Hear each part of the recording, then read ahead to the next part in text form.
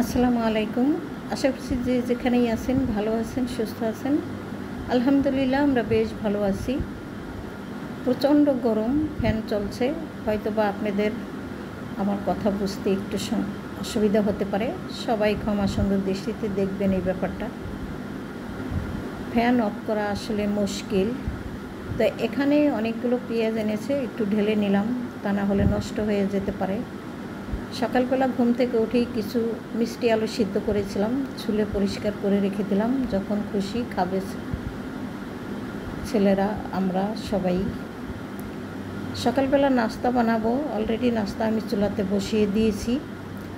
তখন দেখলাম কাঁচামরিচ নাই, ভাবলাম কাঁচামরিচগুলো একটু বোটা ছাড়িয়ে তারপরে কয়েকটা কেটে দিয়ে দিই।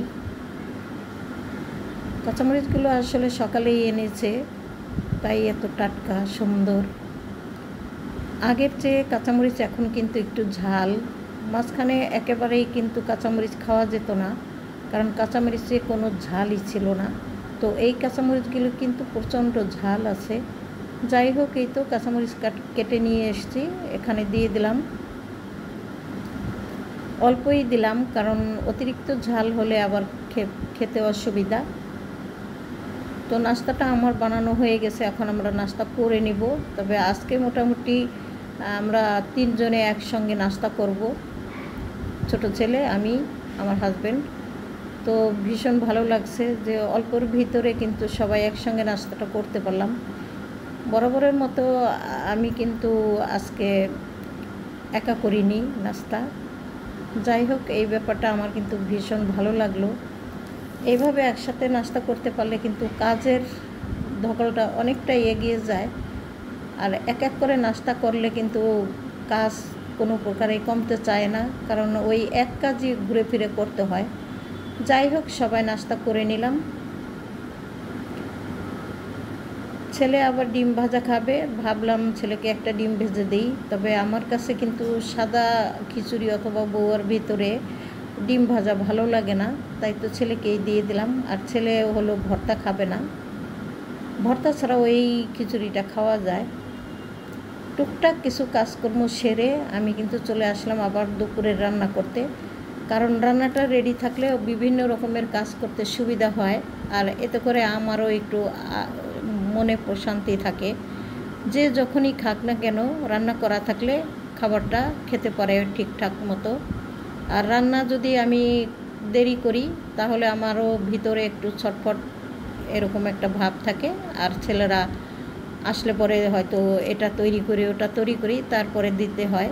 যাই হোক, আজকে আমি তাড়াতাড়ি করে রান্নাটা বসিয়ে দিয়েছি। আর বেশ 2-3 দিন যাবৎ কিন্তু আমাদের চুলাতে একেবারেই গ্যাস থাকে না, দেখতেই পাচ্ছেন। ফুল স্পিরিট দিয়ে কিন্তু আমি চুলা জ্বালিয়ে দিয়েছি, কিন্তু কোথায় আগুন, একেবারেই আগুন নেই। তো এইভাবে রান্না করলে কিন্তু রান্নার টেস্টটাও একটু কম হয় এবং অনেকটা সময়ও লেগে যায়। এক চুলাতে ভাত বসিয়ে দিয়েছি আর অন্য চুলায় টুকটুক করে কয়েক রকমের রান্না আমি করে নিব। একেবারে সিম্পল সাধারণ রান্নাবান্না, তাই তো অত বেশি একটা ঝামেলা নেই। তো চট করে রান্নাটা সেরে আমি কিন্তু ঘরের অনেক কিছু কাজ করব। শীত যাওয়ার পরপরই কিন্তু ঈদ চলে আসছে এবং রোজা চলে আসছে, সেই কারণে কিন্তু ঘরের অনেক কাজ মোটামুটি ধামাচাপা দিয়েই কিন্তু আমরা রোজা এবং ঈদ করেছি। তো সেই ধামাচাপা কাজগুলো কিন্তু এখন একটু টুকটাক করে বের করে পরিষ্কার করে নিচ্ছি। যেমন মোটা মোটা ভারী যে কম্বলগুলো ছিল সেগুলো কিন্তু আমি এখনও পর্যন্ত ধোয়া শেষ করতে পারিনি, ভাবছি এখন আস্তে আস্তে ধুয়ে নিব।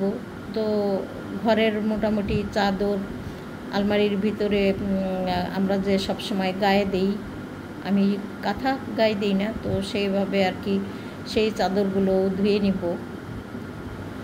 অনেক কাজ করব, সে কারণে আর ওইভাবে অত কিছু দেখাইতে পারলাম না আজকে, শুধু রান্নাবান্না দিয়েই শেষ করলাম। এখানে লতি আমি রান্না করছি। এইভাবে লতি রান্না করলে কিন্তু খেতে ভীষণ মজা হয়, চাইলে আপনি চিংড়িও দিতে পারেন। আমি আজকে চিংড়ি ছাড়াই রান্না করলাম। শুধু লতি এইভাবে খেলে কিন্তু ভীষণ ভালো লাগে আমাদের কাছে, তবে চিংড়ি দিয়েও খাই। যখন ডালের ভিতরে আম দিচ্ছিলাম কেটে তখন বেশ কিছু আম ছিল, ওইগুলো দেখতেছি একটু মানে নরম হয়ে আসছে, তাই ভাবলাম কেটে ডিপ ফ্রিজে রেখে দিই, বের করে শুধু ডাল দিয়ে রান্না করে খাবো। তো রান্না আমার হয়ে গেছে অলরেডি। আজকে আমি অনেক ঘরের কাজ করব, সে কারণে রান্নাটাও একটু তাড়াতাড়ি করলাম, আর অত কিছু আপনাদের সাথে শেয়ারও করতে পারবো না, তাই তো চট করে রান্না শেষ করে নিলাম। এই তো দেখতেই পাচ্ছেন ডাল ভাত তো অলরেডি হয়ে গেছে, ভাজি আর হলো কাচকি শুটকি দিয়ে একটা চচ্চড়া আর লতি রান্না করেছি। তো এই ছিল দুপুরের খাবার দাবার, অত কিছু আয়োজন করিনি। আর সবসময় আমরা সিম্পল খাবার খেয়ে থাকি, আপনারা দেখেন। তো ছোটোখাটো ভিডিও যদি ভালো লাগে লাইক কমেন্ট শেয়ার করে দেবেন, সেই সাথে সাবস্ক্রাইব করে আমার পাশে থাকবেন। এই মুহূর্তে বিদায় নিয়ে নেই, সবাই ভালো থাকবেন। আর রান্নাঘর সমস্ত সব কিছুই পরিষ্কার পরিপাটি করে নিয়েছি। আল্লাহ হাফেজ, আসসালামু আলাইকুম।